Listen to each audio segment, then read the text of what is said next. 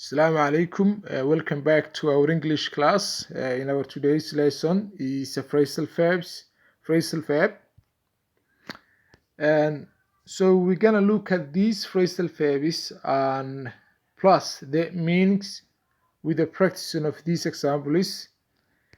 So let's begin first of all. If we take a look, the first one, the first phrasal verb, ask out. What does it mean, the phrasal verb of ask out?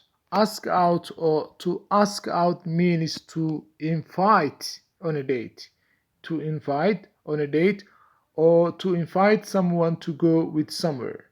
To invite someone to go with you somewhere. So ask out, which literally means in Somali language asumid.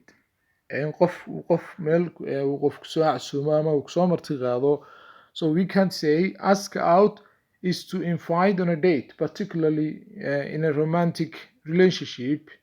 We normally use this word to invite on a date, or to invite someone to have a dinner with you, or to have a lunch with you, or sometimes to go somewhere with you. For example, let's look. This example is Ahmed asked Sahra out to dinner and a movie. Ahmed asked Sahra out to dinner and movie.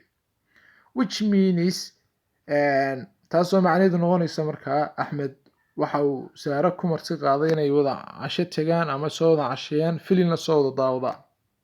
Ahmed asked Sahra out to dinner and movie. So ask means to invite on a date. In qofu dee ku ballamiyo ama uu ku marti qaado ama uu ka dee markaa uu ballan aad ballantaan. Let's look this example. This another example. I'm going to the new restaurant with Ahmed. He asked me out. I'm going to the new restaurant with Ahmed. He asked me out.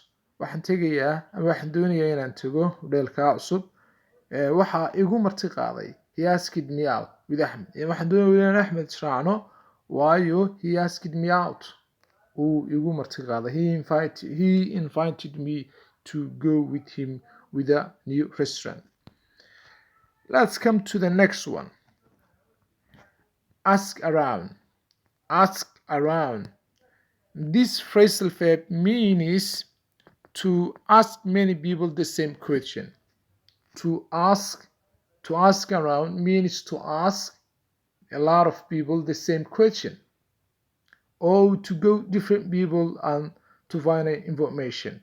To go to different people to find out information, which is taasoo markaa af Soomaali ku noqonaysa markaynu ask around waa in aad dad badan wax weydiiso. Tusaalahaan waxbaa kaa lumay, waxaasaad doonaysaa inaad hesho, and then you're gonna ask around. That means you will ask around, you will ask many people the same question, different people the same question. For example, you might have lost your phone. You might have lost your phone, and then you went to a group of people, and then you ask around them, you ask the people whether they have seen your phone. For example, let's see this example. I asked around, but nobody has seen my phone. For example, you have lost your phone, and then you ask a group of people in that place, and then you ask around. You ask them whether they have seen your phone, but nobody has seen my phone. Nobody has seen your phone. We can also have here another example. I don't know. I will ask around. Ma garanayo, laakiinse balwan dadkan aan weydiin doonaa. Ask around means to ask the same question with the different people. Dadka marka halkan joogaa baan dee weydiinaya. Su'aalaan xaflad baa bilaamaysa, deetana qof baa wuxuu ku weydiiyey, when will this party start? When will this party start? Then you said, I don't know, but I will ask around. Balwan weydiin doonaa. So ask around waxa weeyaan dad badan inaad wax weydiiso. Ask around means ask many people the same question dad badan weydiiso su-aal isu mid ah or to go different people ama inaad u tegto dad kala duwan ama a lot of people dad aad u badan to find out information si aad markaa macluumaad u hesho. So I asked around but nobody has seen my phone. waxaan weydiiyey telefonkeydii baan weydiiyey laakiin idimay arag marka you went to a group of people and then you asked whether they phone or have seen your phone or not. Okay, let's come to the next one, the third one, back something up or back up. Normally kelmadda back up waa phrasal verb. Backup we use it has several meanings. Number one, before we come to this one, backup waxaanu isticmaalnaa we normally use into our computers. For example, when you have a lot of files into your computer, documents, which is really and very important to you, and that you need to save them, to have them, and your computer is overloaded and you don't have enough space, and you want to do to a new project or you want to do something else to your computer, but unfortunately you don't have a space. So we normally use sorry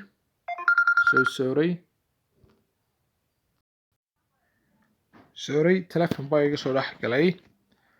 So backup waxaanu isticmaalnaa to format our computers, to format or to copy the files and the documents that we have in our computer into another disk. inaynu disk kale ama wax kale ama cd ama whatsoever wax kale aynu ku save gareysano ama aynu halkaa ku kobiyeysano in the same time saynu mar labaad waxa u isticmaali karno. So backup waxa weeye markaad computerkaada backup ku samaynayso macluumaad ku jiro aad you wanna to copy to another disk ama usb flash oo kale ama like a cd. Backup waxa kale oo ay la macno tahay backup waxa kale oo ay la macno tahay waa reverse, dib u bixid. Or backup normally waa to go backward, reverse, go backward inaad dib u baxdo, back up little bit waxoogaa dib u yar bax, backup. And for example we can also say in this example, you will have to back up your car so that I can get out. You will have to back up your car. waa gaarigaada dib u soo yar saartaa so that I can get out. Dadna meesha waan ka bixi karaa. For example, outside of this building there are two cars in the Breakin. Then one of these two guys wanna get out of here, and then he can't get out of here because of you, and then he said, and you will have to back up your car. gaarigaada waa in dib u yar dhigtaa so that I can get out. Dadna meesha waan ka bixi karaya. Marka back up it also has reverse, to go backward inaad dib u baxdo, whether your car, whether anything, go backward inaad dib u baxdo. Marka backup way macnayaal badan tahay. It also has another meaning which is really important, back somebody up. taas waxay back something up oo marka there's something shay la raaciyo waxay noqonaysaa markaa maxay waa dib u bixid. Back somebody up which means support, inaad qof gacan siiso ama aad taageerto. oo for example meel qof baa wuxuu saaran yahay buur baad ka baxaysaan dabeetana xagga sare figtaa tagtay and on the upper part of the mountain, and your friend is he wanted to climb the mountain but he can't afford to go and up the upper part. Then you back up him, marka gacan baad siinaysaa waa taageeraysaa. You give him a rope, xarigaad u tuuraysaa, then you back up him, you support him to go out of this and of this mountain. Way backup markaa macnaheedu waa support, waa taageerid. marka waxay la macno tahay backup, taageerid. My wife backed me up over my decision to quit my job. my wife backed me up over the decision to quit my job. Gabadhaydu ama xaaskaydu waxay igu saaciday backed me up, waxay igu taageertay. Backed me means real, we have here backed, really it is a past form. Marka dee waa faltigeeya. Waxay igu taageertay over my decision to quit the job. Marka go-aankeydii ahaayeen to quit the job, to quit my job, inaan shaqada ka tago. marka halkan waxaan ku haynaa dhowr macno. Mar waxaan ku sheegnay backup waa format grain, markaad computerkaada informationka ku jira aad meel kale ku shubanayso because of in a low disk ama not enough disk ma haysatid space kugu filan. Backup waxa kaloo aynu ku macnaynay reverse, dib u bixid, gaarigaada dib u qaad soo maaha. waxa kaloo aynu ku macnaynay support, taageero ama gacansiin, given a hand. So let's come to the blow up. Blow up means explode. Blow up means explode. Blow sidoo kale waxay leedahay several meaning, dhowr macno bay leedahay. Macnaheeda koowaad, the first meaning of this phrasal verb is explode, waa qarxid, shay wax qarxaan. Blow up. Blow up. For example, let's look this example. My helicopter blew up, but I'm okay. Helicopter tii aan la socday ama aan watay blow up way qaraxday, but I'm okay, laakiin anigu waan wanaagsanahay. So blow up is explosion, waa qarax, shaygaas uu qarxo. For example, another example, the racing car blew up after it crashed into the fence. The racing car, gaariga tartanka, blow up waa qarxay after it crashed, markii uu ku dhacay into the fence, gidaarka markii uu ku dhacay. Way. Marka blow up means explode, explosion, in gaariga shaygaasi qarxo. Okay, let's go to the next one. Blow up also can have another meaning. Blow something up, waa afuufid. Tusaale ahaan marka aad baashan bibilaha yaroo kale markaad afuufayso oo kale. Add air, inflate, waa marka aad doonayso inaad buufiso. waxaan odhanaynaa tusaale ahaan we're blowing up, I'm blowing up a balloon, for example, like that one. We have to blow 50 balloons up for the party. waa inaynu buufinaa ama naqasaynaa 50 bb ama 50 xabo bibilayaashaasa for the party, xafladda. I'm blowing up the balloon. sidoo kale blowing up the balloon waxa aan buufinayaa the balloon bibilayaasha. marka blow up mar waa explode, waa qarax, marna waa buufin, to add an air or inflate, inaad hawo buufiso dee shayga. way. All right, let's come to this one. Breakdown. Breakdown. Breakdown also is another phrasal verb which has several meanings. iyaduna waxay leedahay dhowr macno oo kala duwan, which is absolutely different from one another.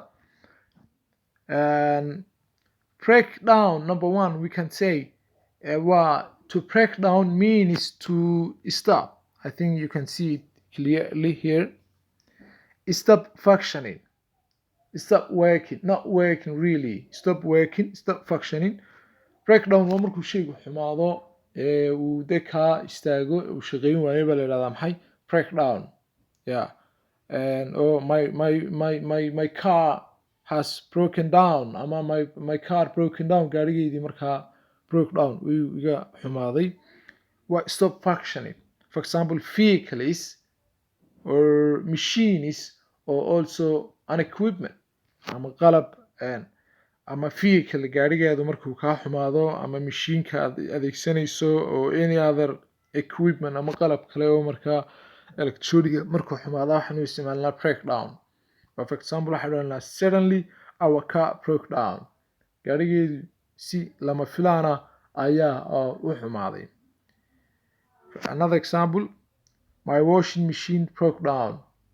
qasaaladii ama shaygan wax lagu maydho, dish mashiinka ama baashan dharka lagu maydho, whatever, has broken down way naga xumaatay or broke down waa ay istaagtay oo ma shaqeynayso. So broke down here means to stop functioning, not functioning, not working.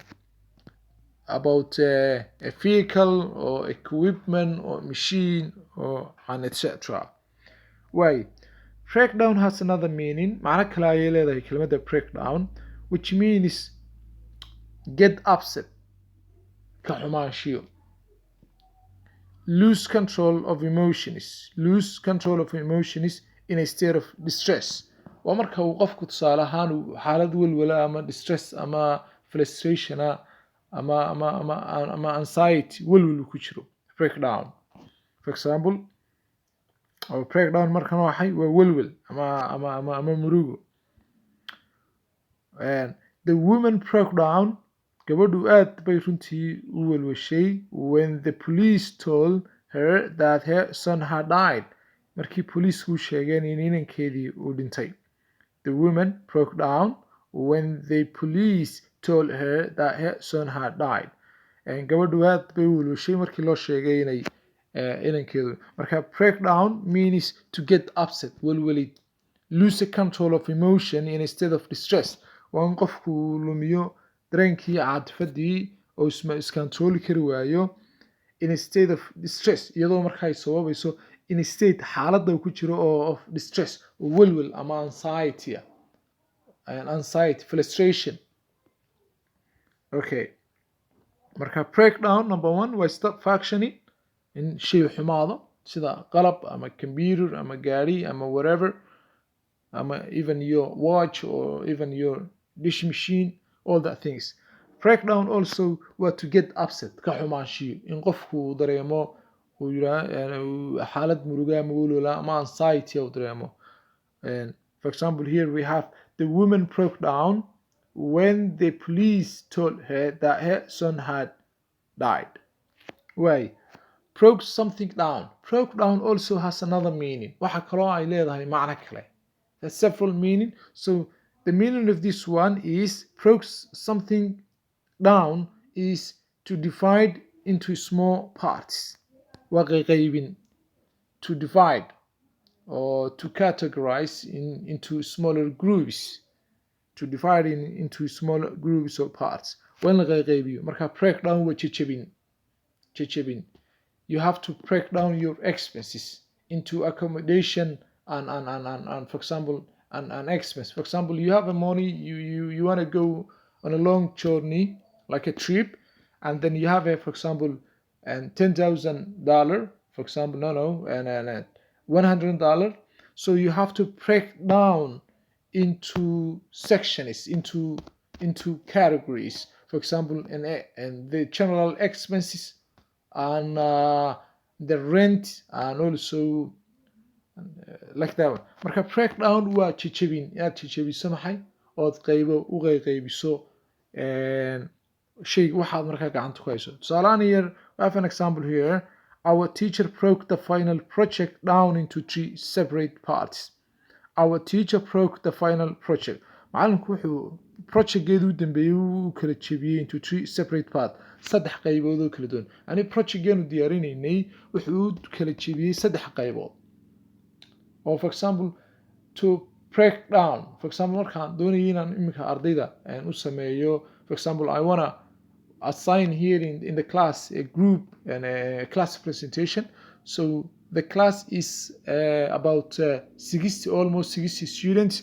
Then I can break down into smaller groups. For example, 4, 5, or 6 groups. So I break down the class into 6 groups. Marka breakdown waa u qaybin, u jejebin.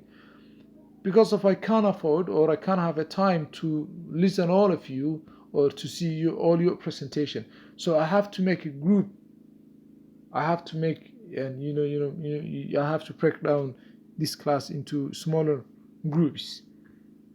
Marka breakdown marka macnahaas leedahay. Marka breakdown number 1 waa stop functioning. Breakdown number 2 waa stop function waa inuu shaygaas xumaado. When we come to the second one, breakdown means also to get upset, welwel ama anxiety, qof waxa uu ka welwelo. Breakdown waa jejebin, marka u dambeysa ama in our last one. The final one of our lesson today, Breakin. Breakin waa khasab ku galid. qofku marka uu meel khasab ku galo dhismo tusaale ahaan. For example, a burglary or thief came to my house last night and broke the window and break into the house. Gurigu markaa xoog soo galay. Break into the house and stole and took everything that was in my house. So break in waa khasab ku galid. Force entry to a building. Ama forcefully to enter forcefully in a building in xoog uu qof ku galo, like a thief or burglary or whatsoever. Marka waa khasab ku galid meel dhisma ama meel guriga tuug ama qof marka dhib wada ama violent uu ku soo galo, xoog soo galo. So someone broke in last night and stole our studio. Qof baa xoog soo galay xalay xoog noogu soo dhacay last night and stole our studio. Dadna wax alaali wixii studio meesha yaalo dhanba markaa wuu qaatay. Marka breakdown means means force entry to a building in xoog uu ku galo qof meel dhismo ku soo galo. For example, a thief. For example, you can say an unknown person came to my house and also that person broke in to our house and did whatever he can. So that will be all in our today's lesson. Thank you so much for listening. I hope you khair, Ramadan Kareem, wherever you are.